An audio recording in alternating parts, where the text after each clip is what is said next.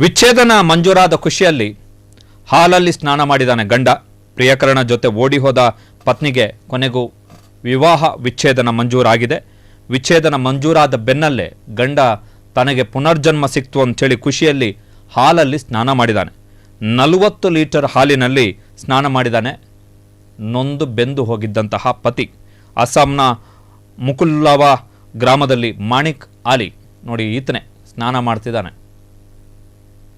ಹಾಲಿನ ಅಭಿಷೇಕ ಮಾಡ್ಕೊಂಡಿದ್ದಾನೆ. ಅವನೇ ಪುನರ್ಜನ್ಮ ಸಿಕ್ತು ನನಗೆ ಅಂತೇಳಿ.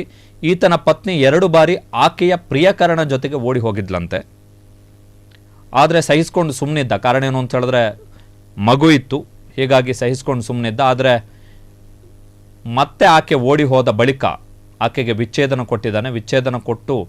ವಿಚ್ಛೇದನ ಸಿಕ್ಕ ಬಳಿಕ ಈಗ ಅವನೇ 40 ಲೀಟರ್ ಹಾಲು 2 ಬಕೆಟಲ್ಲಿ ತುಂಬಿಸ್ಕೊಂಡು ಅವನೇ ಸ್ನಾನ ಮಾಡಿಕೊಂಡು ನನಗೆ ಪುನರ್ಜನ್ಮ ಸಿಕ್ಕಿದೆ, ನಾನು ಹೊಸ ಜೀವನವನ್ನು ಬದುಕ್ತೀನಿ ಅಂಥೇಳಿ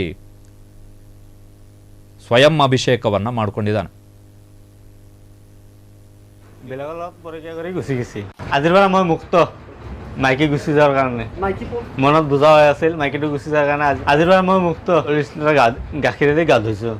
মানিকালি বলেবাৰ 3 নম্বৰ কানবা ছোৱালী আছিল, লগত লৈ গৈছে।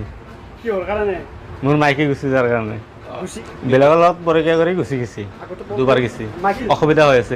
ಕ್ಷಣ ಕ್ಷಣದ ಸುದ್ದಿಗಳಿಗಾಗಿ ಫ್ರೀಡಂ ಟಿವಿ ಸಬ್ಸ್ಕ್ರೈಬ್ ಮಾಡಿ, ಲೈಕ್ ಮಾಡಿ ಹಾಗೂ ಫಾಲೋ ಮಾಡಿ. ಹೊಸ ಸುದ್ದಿಗಳ ನೋಟಿಫಿಕೇಶನ್ಗಾಗಿ ಬೆಲ್ ಐಕಾನ್ ಮೇಲೆ ಕ್ಲಿಕ್ ಮಾಡಿ.